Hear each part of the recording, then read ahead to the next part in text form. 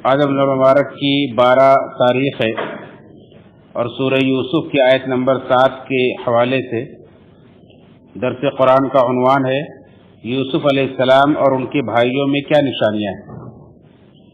اللہ رب العالمین نے فرمایا لقد کان فی یوسف و اخوتہ آیات للسائلین، البتہ تحقیق کی یوسف علیہ السلام میں اور ان کے بھائیوں میں نشانیاں ہیں سوال کرنے والوں کے لیے۔ یوسف علیہ السلام کی اور ان کے بھائیوں کی زندگی میں نشانیاں ہیں سوال کرنے والوں کے لیے۔ کیا نشانیاں ہیں اور سوال کرنے والے کون ہیں، اس کے تعلق سے تفسیر تفسیر القرآن کے اندر مولانا عبد الرحمن کیلانی رحمہ اللہ فرماتے ہیں کہ سوال کرنے والے اہل مکہ تھے، جنہوں نے یہودیوں سے پوچھ کر کے اللہ کے نبی صلی اللہ علیہ وسلم سے یوسف علیہ السلام کے تعلق سے سوال کیا تھا کہ جب ابراہیم علیہ السلام اور اسحاق علیہ السلام، یعقوب علیہ السلام یہ سب فلسطین میں تھے، شام میں تھے، تو بنی اسرائیل پھر مصر کیسے پہنچ گئے؟ تو اللہ کے نبی صلی اللہ علیہ وسلم کو بھی ظاہر سی بات ہے اس کا پتہ نہیں تھا، پڑھے لکھے نہیں تھے۔ اللہ رب العالمین نے آپ پر پورے سورہ یوسف نازل فرما دی اور اس کے بعد فرمایا کہ یہ احسن القصص ہے، سب سے بہترین قصہ ہے جس کے بارے میں سوال کیا گیا ہے، جو یہ جاننا چاہتے ہیں سب سے بہترین قصہ ہے، جہاں ایک طرف یہ اس بات کی نشانی ٹھہری کہ آپ اللہ کے سچے رسول ہیں کہ ان کے سوال پر فوراً ہی پورا صحیح جواب دے دیا، اللہ کے بتانے پر اللہ کی طرف سے خبر دے دی گئی اور آپ نے جواب دے دیا۔ دوسرا، اللہ نے فرمایا کہ یوسف علیہ السلام اور ان کے بھائیوں میں سوال کرنے والوں کے لیے نشانیاں ہیں، یعنی مکہ والے جو سوال کرنے والے ہیں ان کے لیے نشانیاں ہیں کہ جس طرح سے یوسف علیہ السلام کے بھائیوں نے یوسف علیہ السلام سے حسد کیا لیکن ان کا کچھ نہیں بگاڑ سکے اور الٹا اپنا ہی نقصان کرتے رہے۔ جتنا زیادہ وہ یوسف علیہ السلام کو سے حسد کرتے رہے اور ان کو اپنے باپ سے دور کرنا چاہا، اتنا ہی زیادہ یعقوب علیہ السلام کے دل میں ان کی محبت بیٹھی۔ اللہ رب العالمین نے یوسف علیہ السلام کو جو مقام دینا چاہا تھا، جو فیصلہ کر دیا تھا، وہ اللہ تعالیٰ دے کر رہا۔ تو مکہ کے مشرکین بھی اللہ کے نبی صلی اللہ علیہ وسلم کے ساتھ وہی کر رہے تھے، حسد کر رہے تھے اور آپ پر ایمان نہیں لا رہے تھے اور اپنا ہی نقصان کر رہے تھے، اپنی قوم پر نقصان کر رہے تھے، جیسا کہ اللہ نے قرآن میں فرمایا ہے أَلَمْ تَرَ إِلَى الَّذِينَ بَدَّلُوا نِعْمَةَ اللَّهِ كُفْرًا وَأَحَلُّوا قَوْمَهُمْ دَارَ الْبَوَارِ جَهَنَّمَ يَصْلَوْنَهَا وَبِئْسَ الْقَرَارُ، کہ کیا تم نے دیکھا نہیں ان لوگوں کو جنہوں نے اللہ کی نعمت کو کفر سے بدل دیا اور اپنی قوم کو ہلاکت کے گڑھے میں ڈال دیا، جہنم میں ڈال دیا، جو بہت برا ٹھکانہ ہے۔ تو مکہ والے اللہ کی نعمت کے ساتھ کفر کر رہے تھے، ناشکری کر رہے تھے۔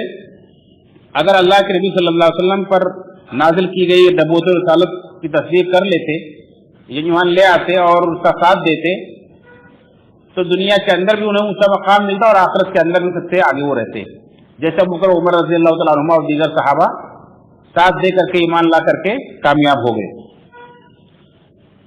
تو یہ نشانیاں تھیں۔ اور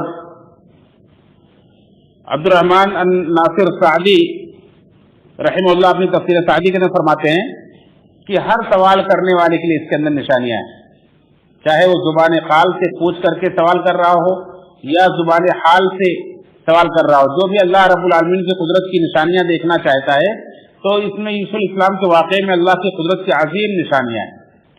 اور وہ نشانیاں کیا ہیں؟ علامہ قاشانی رحمۃ اللہ علیہ اس کی تفسیر کرتے کہتے ہیں کہ 3 باتیں اس میں بہت اہم سمجھ میں آتی ہیں۔ ایک تو یہ کہ نبوت کا تعلق اللہ کی مشیت سے، اللہ جس کو چاہتا ہے اس کو دیتا ہے اور اللہ جس کو دینا چاہے کوئی روک نہیں سکتا ہے، اس کے لاکھ دنیا دشمن ہو جائے، لاکھ لوگ حسد کریں، کوئی روک نہیں سکتا۔ اسی طرح سے اللہ تعالیٰ کسی کو کوئی نعمت دینا چاہے، کسی کو کسی مقام پر پہنچانا چاہے تو کوئی روک نہیں سکتا ہے۔ دوسری بات یہ کہ اللہ تعالیٰ اگر کسی کا ساتھ دے اور کسی کو بچانا چاہے تو ساری دنیا مل کر اسے مارنا چاہے، ہلاک کرنا چاہے۔ جیسے یوسف علیہ السلام کے بھائیوں نے انہیں قتل کرنے کا ارادہ کیا، پھر یہ سوچا کہ نہیں قتل نہ کریں، کہیں دور انہیں اندھے کنویں میں ڈال دیں، اور پھر وہ کیا بھی انہوں نے، لیکن उनका कुछ बाल बिका नहीं कर सके। आखिर अल्लाह रब्बुल आलमीन ने उन्हें उस मकाम तक पहुंचाया कि खुद उन्हीं भाइयों ने उन्हें सजदा किया। इसी तरह से तीसरी बात ये समझ में आई कि शैतान जब अंबिया को नहीं छोड़ता है, उनके खिलाफ मक्र करता है, साजिशें करता है, तो हम और आपको कैसे छोड़ेगा। अंबिया भी शैतान के मक्र से महफूज नहीं रह सके, इसलिए शैतान से के मक्र से अल्लाह की दुआएं मांगते रहते, अल्लाह की पनाह मांगते रहते। लिहाजा हमें भी चाहिए कि हम शैतान के मक्र से बचने के लिए अल्लाह से दुआएं मांगते रहे, दुआओं का सहारा लेते रहे। दुआएं ही हैं जो शैतान के मक्र से आपको बचा सकती हैं। आज हसद की बिना पर लोग एक दूसरे को नजर लगा देते हैं, एक दूसरे के ऊपर जादू करवा देते हैं और आदमी जिंदगी तबाह कर देते हैं। और उसका इलाज यही है कि आदमी अल्लाह रब्बुल आलमीन से अपना ताल्लुक मजबूत करे, अल्लाह रब्बुल आलमीन से दुआओं का सहारा ले, ताकि इन सब चीजों से महफूज रहे। इसमें बहुत सारी निशानियां हैं। एक तो ये कि अल्लाह रब्बुल आलमीन जब किसी को कोई नेमत दे तो बिला वजह उसका इजहार नहीं करना चाहिए और नुमाइश नहीं करनी चाहिए कि पता नहीं कौन हसद करने वाला है, आपसे हसद कर बैठे और आपके खिलाफ चाल चले। जैसा कि याकूब अलैहिस्सलाम ने यूसुफ अलैहिस्सलाम को ख्वाब देखने पर कहा था कि भाइयों से मत बताना। उन्हें खतरा था कि भाई लोग हसद करेंगे और शैतान उन्हें वरगलाएगा। शैतान इंसान का दुश्मन है, इसलिए बिला वजह जाहिर नहीं करना चाहिए, जहां तक हो सके छुपा कर रखना चाहिए। दूसरी बात ये कि इंसान को अल्लाह रब्बुल आलमीन से अपना ताल्लुक मजबूत रखना चाहिए, भरोसा रखना चाहिए।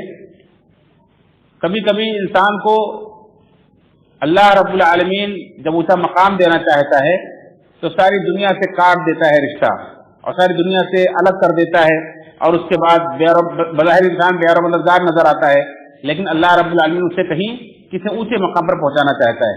देखा यूसुफ अलैहिस्सलाम को उनके वालिद अपने से जुदा नहीं करते थे कि कहीं न कोई तकलीफ न पहुंच जाए, लेकिन अल्लाह रब्बुल आलमीन की मशीयत हुई, अल्लाह रब्बुल आलमीन ने उन्हें उनके गोद से निकाला, कुएं में डाला और मिस्र में ले जाकर गुलाम की शक्ल में बेचा और उसके बाद फिर उन्हें जेल की हवा भी खानी पड़ी।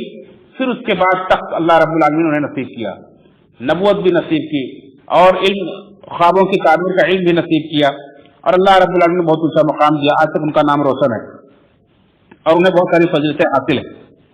इसी तरह से हसद करने वालों के लिए इसमें इबरत और नसीहत है कि हसद करने वाले सिर्फ अपना ही नुकसान करते हैं, किसी कुछ बिगाड़ नहीं सकते। जैसा कि भाइयों का हश्र हुआ और उसके बाद यूसुफ अलैहिस्सलाम की एक फजीलत, इसमें कई फजीलतें जाहिर हुई। एक तो देखें, यूसुफ अलैहिस्सलाम के भाइयों ने उनके रिश्ते का ख्याल नहीं किया, रिश्ता तोड़ा, लेकिन यूसुफ अलैहिस्सलाम ने हमेशा रिश्ता जोड़ के रखा। उन महरूम करने वालों को उन्हें जब मौका मिला तो उन्हें नवाजा और दिया। और रिश्ता जोड़ने की बहुत बड़ी फजीलत है कि जो रिश्ता जोड़ता है अल्लाह ताला उसको अपनी रहमत से जोड़ लेता है, अल्लाह उसकी उम्र में उसकी रोजी में बरकत देता है। इसी तरह से यूसुफ अलैहिस्सलाम के लिए ये भी एक बहुत बड़ी फजीलत की बात उसमें बयान की गई कि अल्लाह के रसूल सल्लल्लाहु अलैहि वसल्लम ने फरमाया है कि जो दुनिया के अंदर किसी को ऊंचे खानदान की खूबसूरत हस्ब नसब वाली औरत बुराई की दावत और आदमी कह दे कि मैं अल्लाह से डरता हूं, तो अल्लाह ताला कल क़यामत के दिन उसको अपने अर्श के साए में जगह देगा। यूसुफ अलैहिस्सलाम को ये बशारत भी गोया कि नसीब हुई कि अल्लाह रब्बुल आलमीन ने दुनिया के अंदर इस आजमाइश को गुजारा और वो कामयाब हो गए और यकीनन अर्श के साए के मुस्तहिक बने। इसी तरह से जो आदमी दुनिया के अंदर कुदरत रखने के बावजूद भी माफ कर देता है तो अल्लाह ताला क़यामत के दिन उसको कहेगा कि जन्नत के हूरों में से जिसको चाहे अपने लिए पसंद कर ले। यूसुफ अलैहिस्सलाम अपने भाइयों के ऊपर कुदरत रखते थे, चाहते तो बदला ले लेते। जब वो बादशाह बने तो यही भाई जो उन्हें कुएं में डालकर गए थे उनके सामने राशन लेने के लिए आए थे, लेकिन यूसुफ अलैहिस्सलाम ने कोई बदला लेने के बजाय उनकी बहुत अच्छे तरीके से मेहमान नवाजी की, उन्हें राशन भी दिया और फिर दोबारा आने का इंतजाम भी किया कि उनका पैसा भी उन्हें लौटा दिया। तो इस तरह से यूसुफ अलैहिस्सलाम ने कुदरत होने के बावजूद भी बदला नहीं लिया, बल्कि अपने गुस्से को कोई अहमियत नहीं दी, जिसकी वजह से अल्लाह रब्बुल आलमीन के यहाँ बहुत बड़े मकाम मर्तबे के मुस्तहिक बने। इस तरह से और भी बहुत सारी निशानियां हैं।